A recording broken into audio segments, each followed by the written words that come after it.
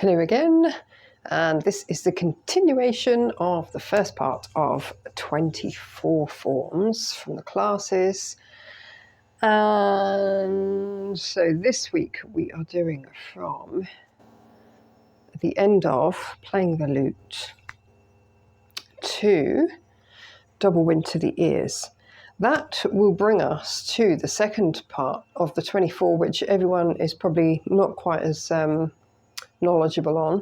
We're going to spend a bit more time working on that, in the hope that in the next few weeks we can put the entire form together and be able to start doing it in a class together in the same kind of way that we can do, 10 form, and we could maybe do, a bit of 10 form, a bit of 24, and most people would be able to follow it quite well, I think, maybe.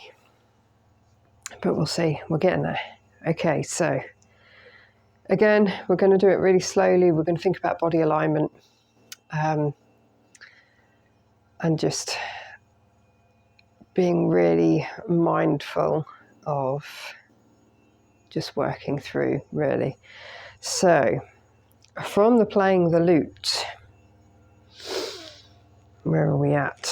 So we will end up with the left hand extended forwards, the right hand pointing to the elbow, left foot on the heel, and the center is down the right. So we're in an empty stance, so there's no weight on the left. If you are somebody with problems with the hips, I've said it before, don't forget you can do a 50-50 kind of step where you do a half step and you've got 50% of weight on each side, because that can get uncomfortable on the hip. So step back and repulse monkey 4 times. The right arm is going to come out and come towards the right ear. Now with this first one, the left heel is already up and the right palm is already up, so we're already halfway there. The weight is already back onto the right leg. So then we step back. So with this, to end up in the right position, we need to sort of push that left foot out to the side.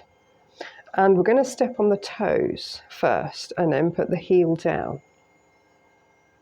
And we're going to push the right hand forward and then move the weight back onto the left foot. And then turn the right toes towards 12 o'clock.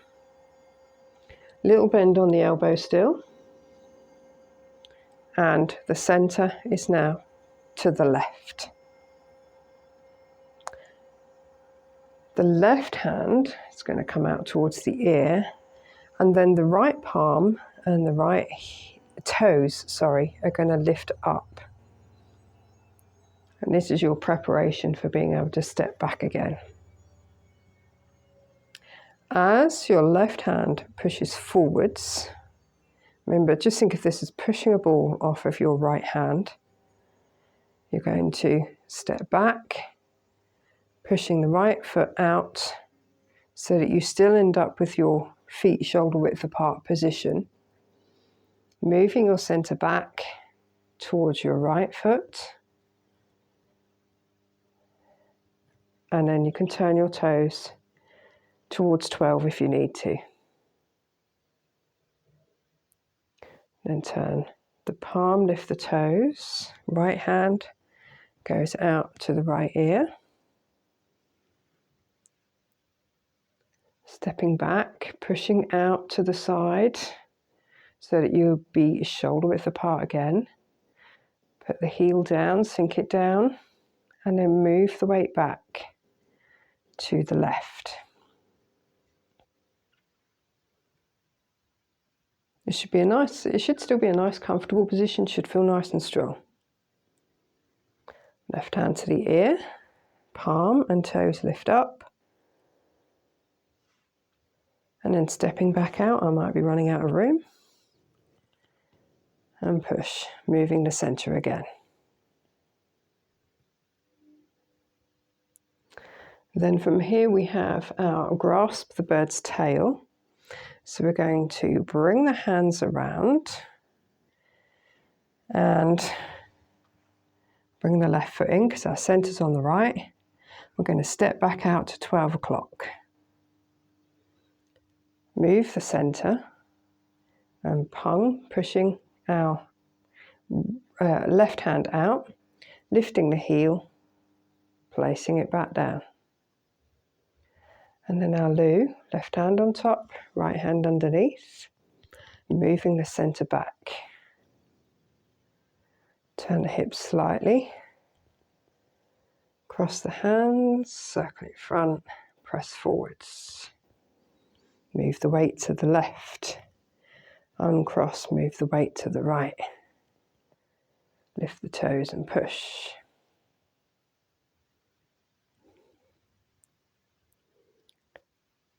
And then hold the triangle, moving the weight back. Turn the toes. I'm just going to shuffle around a bit. And then we're going to bring the right foot in, moving the center to the left foot. Bring the right hand underneath. The center stays to the left. I'm going to push the right foot across the square. Heel then toe. Same again. So this is 6 o'clock, remember. We're going to do grasp the bird's tail again. So pung, pushing out, moving the center. Lift the heel, turn the foot. Sink into the step. Grab. Right on top, left underneath. Pull down, moving the center. Turning.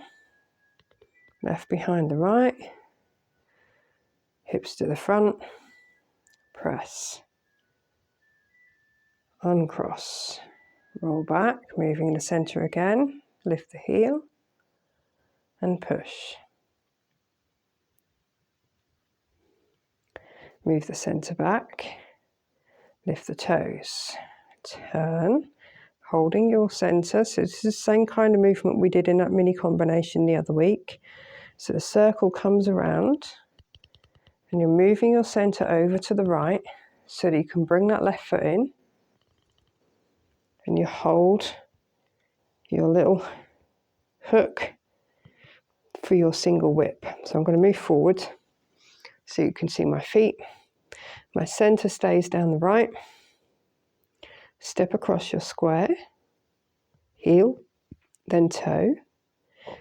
The right hand stays in line with the right shoulder towards 3 o'clock. The left hand's going to push forwards. As you move your center, lift the heel, and then sink into your step for your single whip.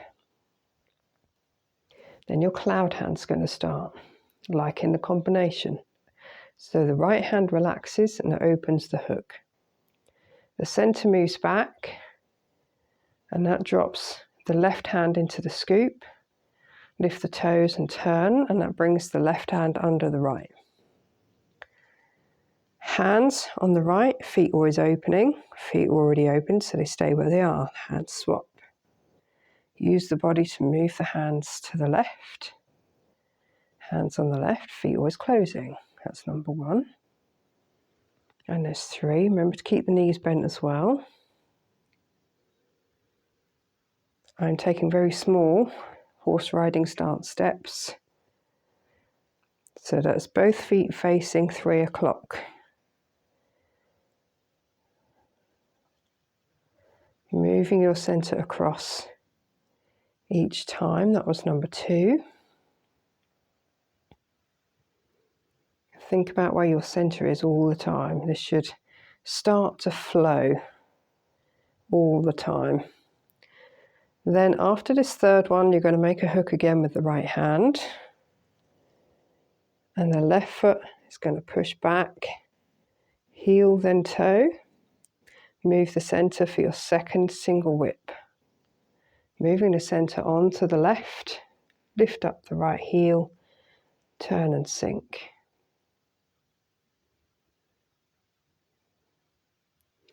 Then you've got high pattern horse, but I am going to shift back a bit because I'm not going to have enough room.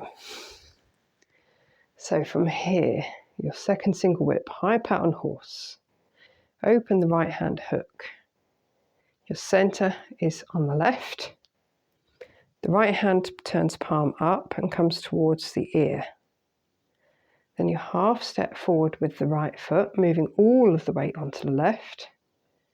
Turn the left palm up, and then move your center back onto the right, swapping the hands,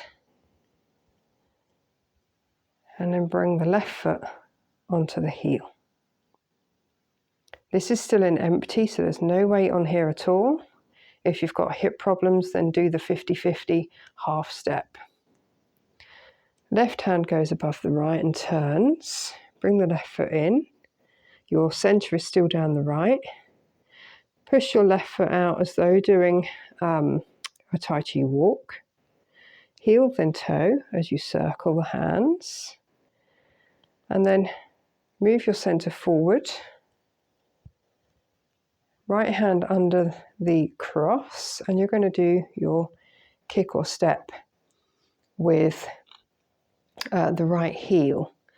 So from here, you've moved your center forward, so you've now got somewhere where you can do your balance. You can bring your foot in, lift, do your kick or your step. So if you're doing a step, remember you can just balance on your heel.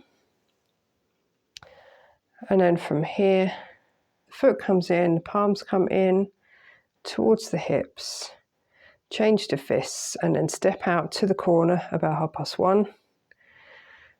Move the center to the right, double wind to the ears. Leave a gap between the hands, big enough for somebody's head. So that's the second part, which is potentially slightly easier, although many people find the step back repulse monkeys a little bit more difficult because obviously we don't do a lot of stepping back. It can take a little bit of practice to step outwards. And remember, this is a step with toe. I'm always going heel first, but this one is a step with toe first, toe, then heel. You just got to remember to step outwards again, really. So if I do it facing you, so you can see my feet. So instead of just stepping backwards, because you'll end up heel to heel again, which will make you wobbly and off balance. So step slightly out. Think where your hips are.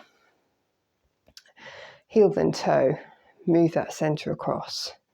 And it should feel nice and stable. Bring the foot to the center and then step back out, heel then toe. And it just helps it feel nice and stable. And then again, just thinking about your own, being body aware, again, body alignment, thinking about what joints you can feel above the others and things like that.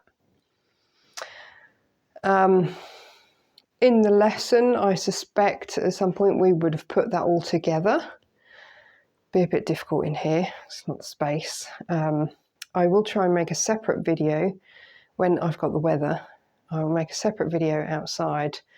I'll post it separately, I suspect, of that first half, going from right from the beginning all the way to the double wind to the ears. I'll do a slow version, and then we'll just go through it at sort of normal speed. So I'll do a slow instructed version, getting you to be aware of, stepping across the square and moving the center, things like that. And then we'll do a normal kind of speed version just to try and see how much you're getting, because what's probably going to happen is when we do normal speed, still going to be slow, is you're going to forget things like we're going to get to do the step, and you're going to forget to do things like turning the toes. You're going to forget where the hands go, things like that. And so we'll work on those, and hopefully in the next, like I say, by the summer, I really hope that we can get this 24 form together for the most part. Obviously, if you're fairly new, then it's going to take you a little bit longer, but if I can get most of the classes to a point where we've got several people that know the form quite well, and we can put people in corners so that everyone's got somebody they can watch, then that's perfect. That's what we want. Well done. Everyone's doing really well. I can see massive improvements, especially since Christmas, since we've really slowed things down. So I think I'm going to keep this kind of a slow level. And we're going to do a bit more Qigong in the next couple of weeks as well, I hope. Yeah, and see you soon. Thank you very much. Well done.